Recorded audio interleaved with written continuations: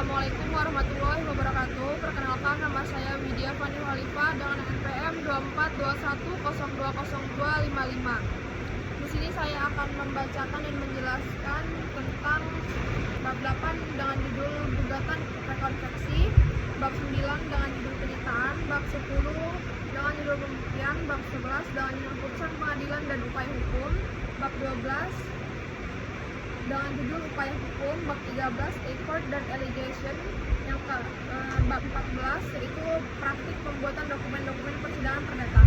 Bab 8 gugatan rekonvensi. Gugatan rekonvensi menurut pasal 132A ayat 1 Hir, rekonvensi adalah gugatan yang diajukan tergugat sebagai gugatan balasan terhadap gugatan yang diajukan penggugat kepadanya.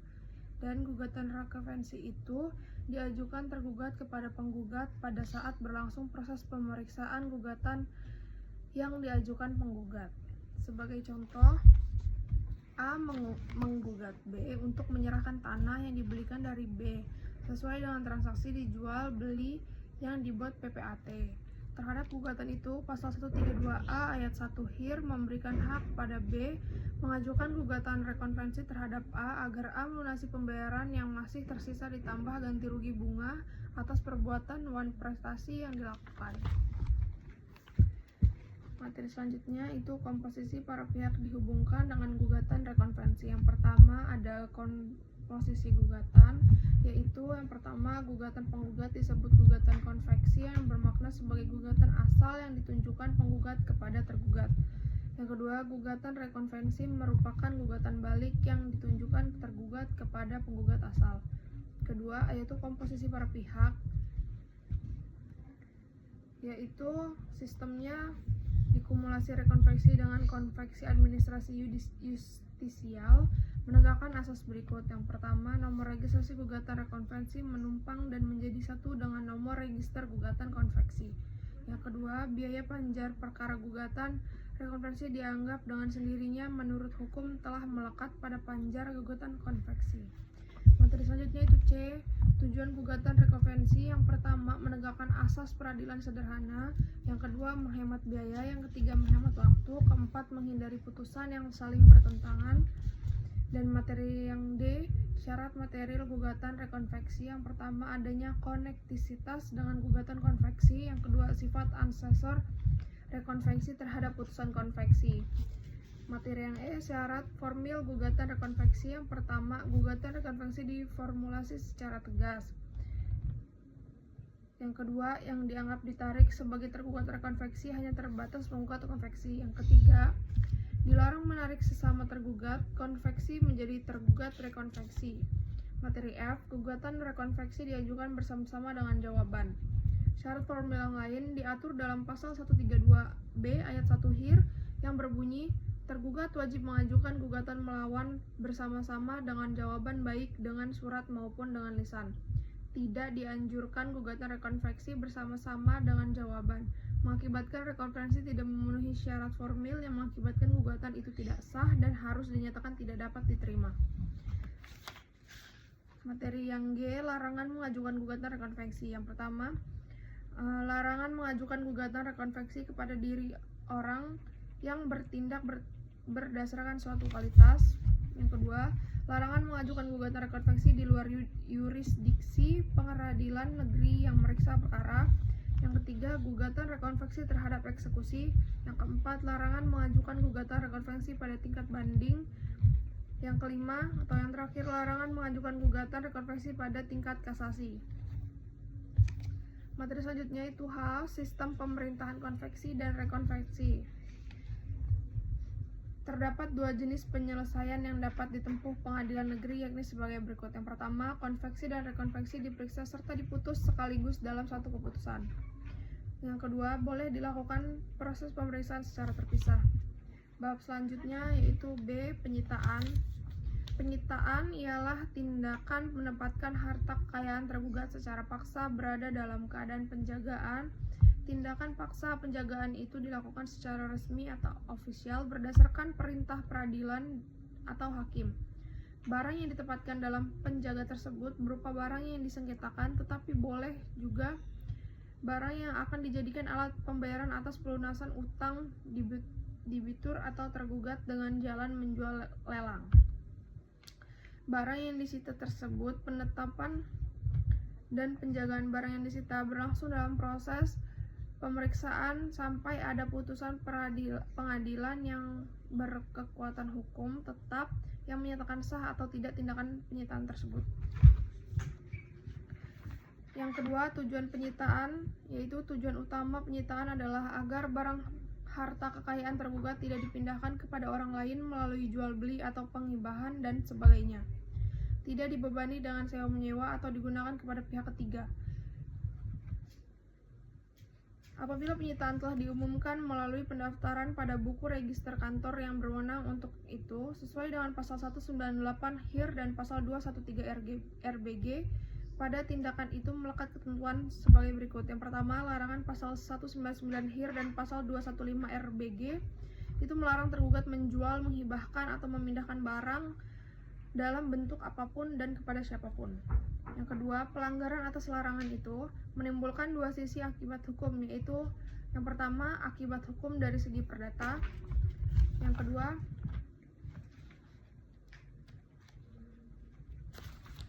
akibat hukum dari segi pidana. Materi selanjutnya yaitu C. Beberapa prinsip pokok sita. Yang pertama, sita berdasarkan permohonan.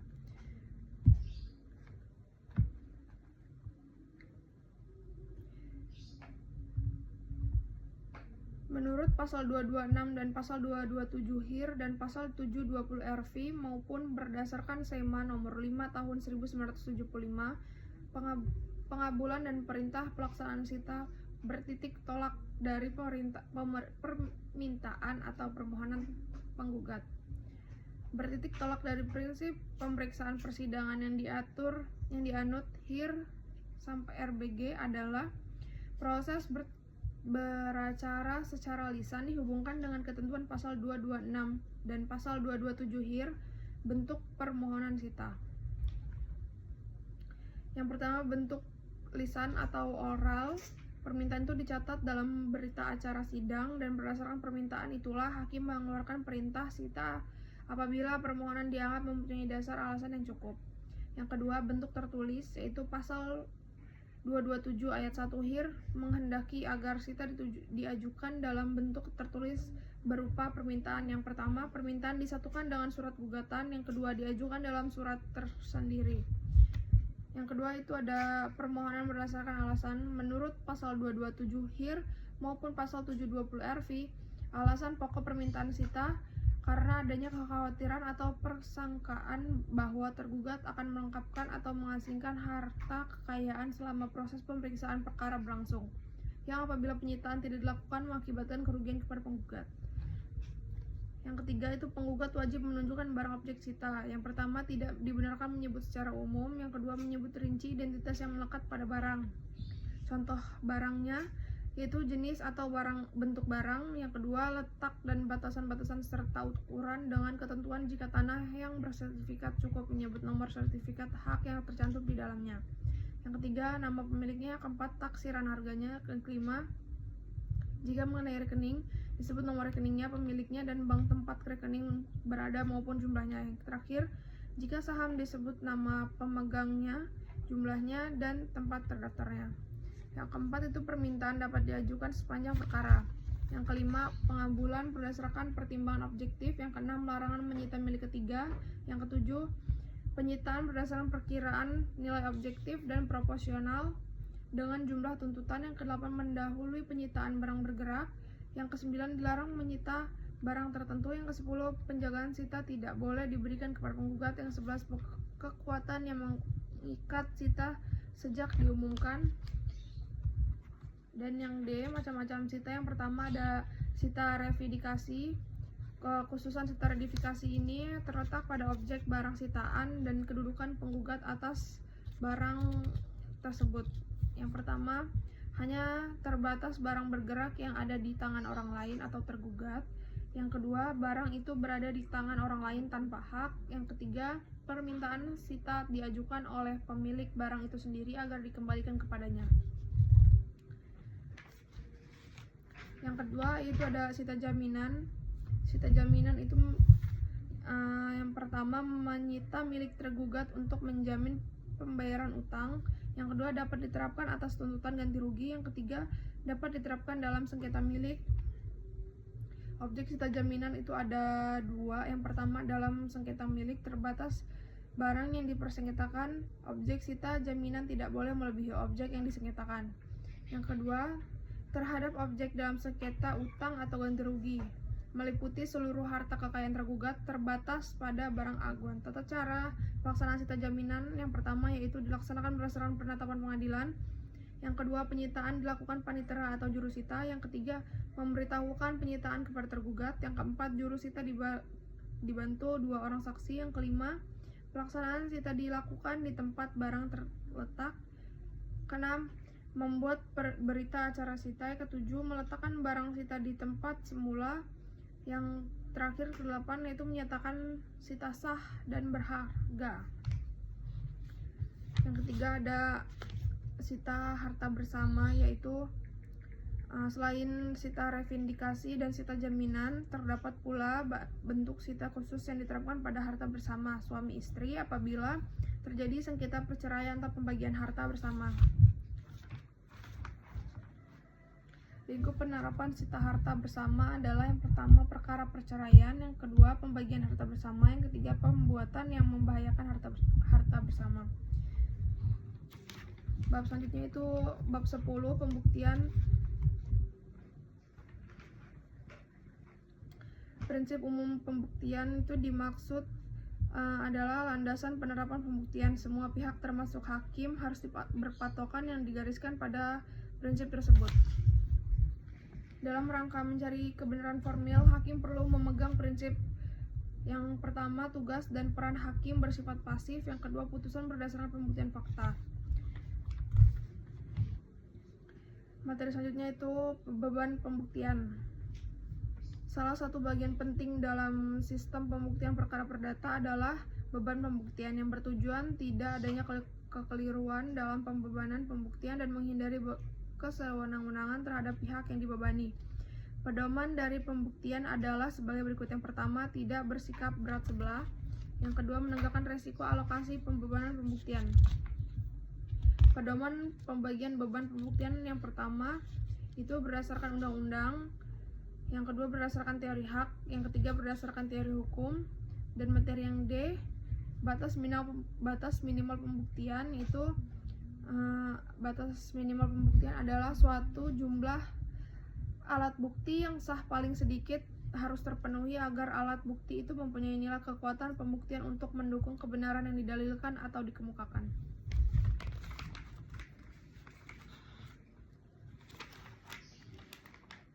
Alat bukti. Alat bukti bermacam-macam bentuk dan jenisnya yang mampu memberi keterangan dan penjelasan tentang masalah yang diperkirakan di pengadilan. Alat bukti yang diakui dalam hukum acara perdata diatur sebagai numeratif dalam pasal 1866 KUH Perdata dan pasal 164 HIR yang terdiri dari sebagai berikut. Yang pertama, alat bukti tertulis atau tulisan. Itu ada 3, yaitu akte autentik, akte bawah tangan, dan akte pengakuan sepihak. Yang kedua ada saksi. Saksi ditegaskan dalam pasal 1895 KUH Perdata yang berbunyi pembuktian dengan saksi-saksi diperkenakan dalam segala hal yang tidak dikecualikan oleh undang-undang. Syarat-syarat alat bukti saksi yang pertama adalah orang yang cakap. Yang kedua, keterangan disampaikan di sidang pengadilan. Yang ketiga, diperiksa satu persatu. Yang keempat, mengucap sumpah. Kelima, keterangan 2 saksi tidak sah sebagai alat bukti menurut pasal 169 HIR dan pasal 1905 KUH Perdata. Keterangan seorang saksi saja tidak dapat dipercaya sehingga minimal 2 orang saksi atau unus testis nullus testis harus dipenuhi atau ditambah alat bukti lain. Yang keenam, keterangan berdasarkan alasan dan sumber pengetahuan. Yang ketujuh, saling persesuaian. Yang ketiga itu persangkaan. Persangkaan diatur dalam pasal 196 KUH Perdata, pasal 173 HIR, dan pasal 310 RBG. Menurut pasal 1915 KUH Perdata, persangkaan adalah kesimpulan yang oleh undang-undang atau oleh hakim ditarik dari satu peristiwa yang diketahui umum ke arah suatu peristiwa yang tidak diketahui umum. Yang keempat, pengakuan, yaitu pengakuan adalah alat bukti yang berupa pernyataan atau keterangan yang dikemukakan salah satu pihak kepada pihak lain dalam proses pemeriksaan yang dilakukan di dalam hakim atau dalam sidang pengadilan. Pengakuan mengenai fakta atau peristiwa hukum menurut pasal 1925 KUH Perdata yang berwenang memberi pengakuan yang pertama itu dilakukan prinsipal sendiri, yakni penggugat atau tergugat, atau FIDE pasal 174 HIR. Yang kedua, kuasa hukum penggugat dan tergugat. Yang kelima, sumpah. Sumpah sebagai alat bukti diatur pada pasal 155 sampai 158, pasal 177 HIR, dan pasal 1929 sampai 1945 KUH Perdata. Sumpah secara konsepsional adalah suatu keterangan atau pernyataan yang dikuatkan atas nama Tuhan. Bab selanjutnya itu bab 11 dengan judul putusan pengadilan dan upaya hukum. Proses pemeriksaan dianggap selesai apabila telah menempuh tahap jawaban dari tergugat sesuai pasal 121 HIR, pasal 113 RV yang dibarengi dengan replik dari penggugat berdasarkan pasal 115 RV maupun duplik dari tergugat, dan dilanjutkan dengan proses tahap pembuktian dan konkludasi. Yang pertama itu ada asas putusan. Asas putusan itu memuat dasar alasan yang jelas dan rinci. Alasan-alasan hukum menjadi dasar pertimbangan bertitik tolak dari ketentuan, antara lain yang pertama, pasal-pasal tertentu peraturan perundang-undangan. Yang kedua, hukum kebiasaan. Yang ketiga, jurisprudensi atau doktrin hukum. 2. Wajib mengadili seluruh bagian gugatan. 3. Tidak boleh mengabulkan melebihi tuntutan. 4. Diucap di muka umum. Yang C, formulasi putusan. Maksud dari formulasi putusan adalah susunan atau sistematika yang harus dirumuskan dalam putusan agar memenuhi syarat perundang-undangan. Memuat secara ringkas dan jelas pokok perkara, jawaban, pertimbangan, dan amar putusan mengenai apa saja yang mesti tercantum dalam putusan. Yang pertama, A. Dalil gugatan. B. Mencantumkan jawaban tergugat. C. Uraian singkat, ringkasan, dan lingkup pembuktian. D. Pertimbangan hukum. E. Ketentuan perundang-undangan. F. Amar putusan. Yang kedua, mencantumkan biaya perkara. Selain putusan mencantumkan mengenai pokok perkara sebagaimana yang diuraikan di atas, juga mencantumkan tentang banyak biaya perkara. Materi selanjutnya, putusan ditinjau dari berbagai segi. Yang pertama, dari aspek kehadiran para pihak.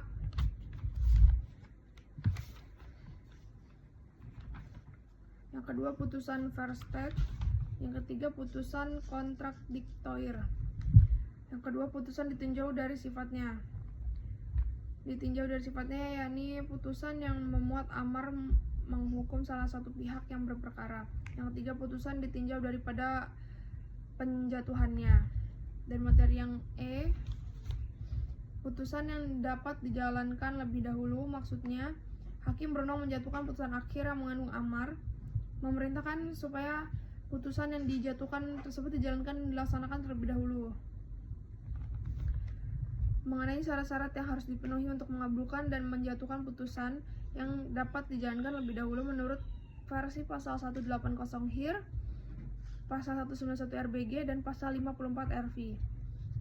Syarat yang harus dipenuhi terdiri dari 3. Yang pertama, gugatan didasarkan atas suatu alas hak yang berbentuk akte elektronik. Yang kedua, gugatan didasarkan atas akte di bawah tangan yang diakui atau dianggap diakui jika putusan dijatuhkan versteck. Yang ketiga, gugatan didasarkan pada putusan pengadilan yang berkekuatan hukum tetap. Bab 12, yaitu upaya hukum. Upaya hukum adalah upaya yang diberikan oleh undang-undang kepada seseorang atau badan hukum untuk dilakukan hal tertentu melawan putusan hakim. Yang kedua ada banding. Banding merupakan salah satu upaya hukum biasa yang dapat diminta oleh salah satu atau kedua belah pihak yang berperkara terhadap suatu putusan pengadilan terikat pertama. Yang ketiga ada kasasi. Kasasi merupakan salah satu upaya hukum biasa yang dapat diminta oleh salah satu atau kedua belah pihak yang berperkara terhadap suatu putusan pengadilan tinggi.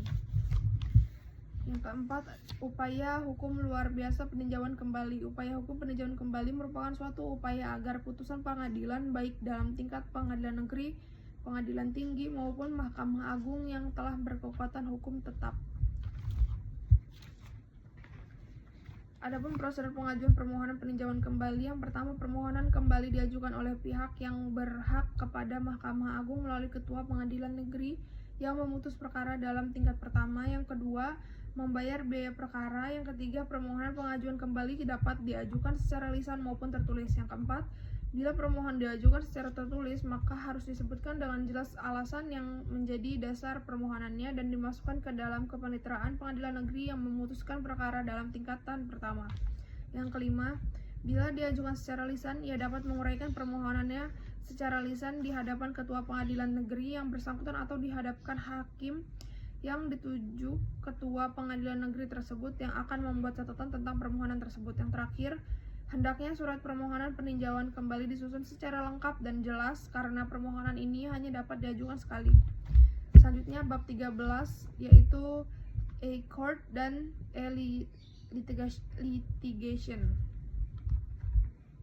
A court itu tersusun dari dua kata yaitu elektronik dan court serta bahasa. Menurut Kamus Besar Bahasa Indonesia, dengan elektronik adalah alat yang dibuat berdasarkan prinsip elektronika, hal atau benda yang menggunakan alat-alat yang dibentuk atau bekerja atas dasar elektronika.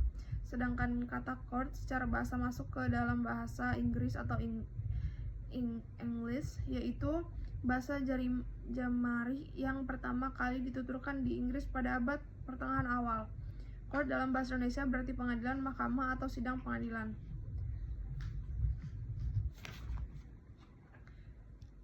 Dasar hukum court yaitu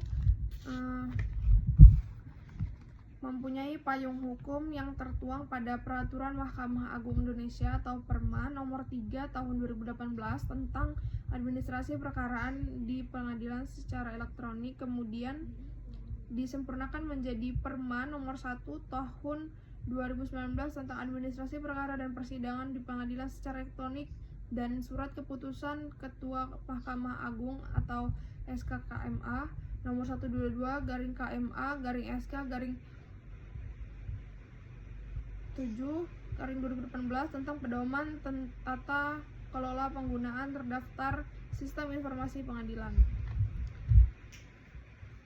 Yang pertama, selanjutnya ada pendaftaran perkara online.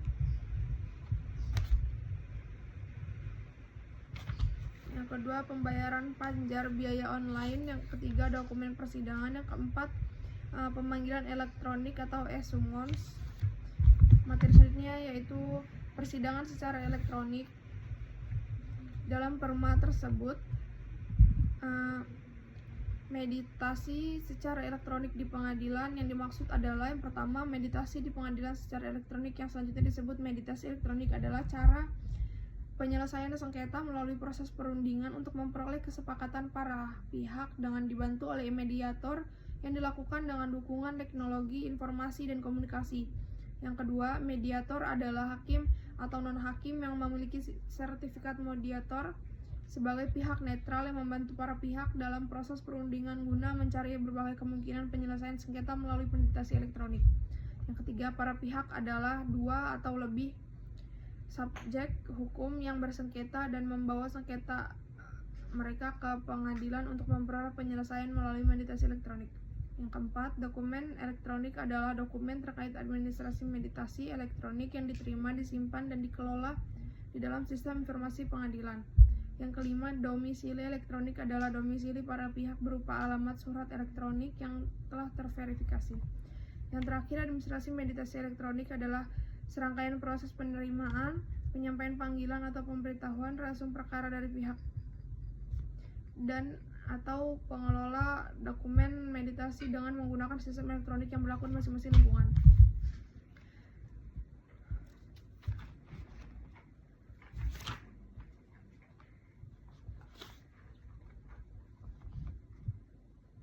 Dalam penyelenggaraan meditasi elektronik berdasarkan prinsip sebagai berikut. Yang pertama, prinsip sukarela. Yang kedua, prinsip rahasia mewajibkan para pihak, mediator, dan pihak lain.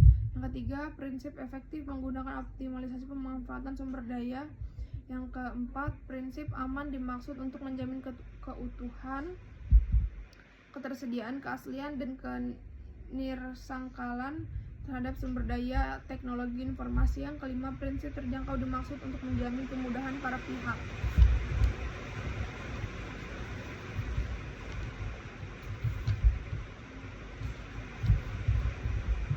Materi selanjutnya yaitu D. Court Calendar. Court Calendar adalah kalender peradilan. Dalam proses secara manual, court calendar sering diposisikan sebagai catatan hakim terhadap penerimaan perkara. Materi selanjutnya yaitu E. Replik duplik dalam sistem informasi pengadilan. Aplikasi e-court ini adalah untuk penyelenggaraan acara persidangan secara elektronik atau e-ligasi. Bentuk konkretnya adalah pelaksanaan sebagai agenda persidangan dapat dilakukan secara elektronik, yakni jawaban, replik, duplik, dan kesimpulan. Yang F. Pemeriksaan saksi ahli melalui media komunikasi atau visual.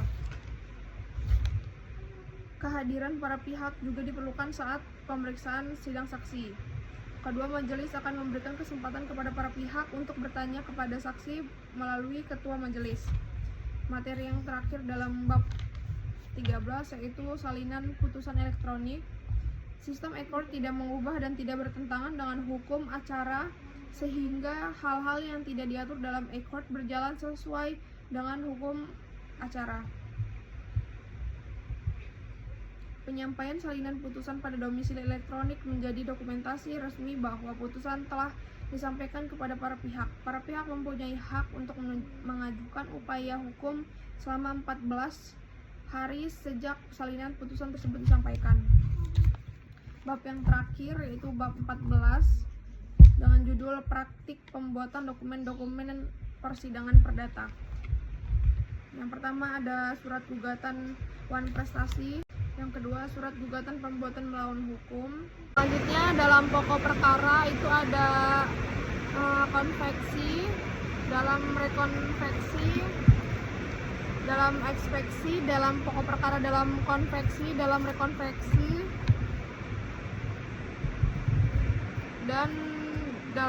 dan replik. Materi selanjutnya C. Gugatan penggugat tidak jelas atau kabur. Yang pertama ada dalam pokok perkara bahwa tergugat mohon agar duplik di bawah ini dianggap merupakan suatu kesatuan dengan bagian ekspansi tersebut dianggap yang secara mutualis mutandis tidak dapat dipisahkan. Selanjutnya dalam pokok perkara yang pertama menolak gugatan penggugat seluruhnya, yang kedua menghukum penggugat untuk membayar perkara.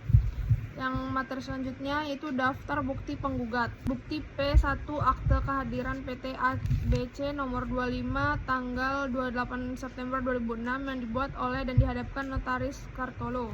Daftar bukti tergugat. Yang pertama yaitu bukti T1 atau surat keputusan Menteri Negara Agraria Kepala Badan Pertahanan Nasional. Yang kedua bukti T2 surat dari Badan Pertahanan Nasional Republik Indonesia yang diajukan kepada Wali Kota Bandung. Yang ketiga bukti T3 yaitu salinan keputusan Wali Kota. Yang keempat itu bukti T4 salinan keputusan Wali Kota Bandung. Bukti ini menerangkan bahwa lokasi tanah milik tergugat berbeda dengan lokasi tanah yang disengketakan atau tanah yang diakui milik penggugat. Maka berdasarkan bukti tertulis yang telah diajukan berkenan dijadikan bahan pertimbangan dalam memutus perkara aku.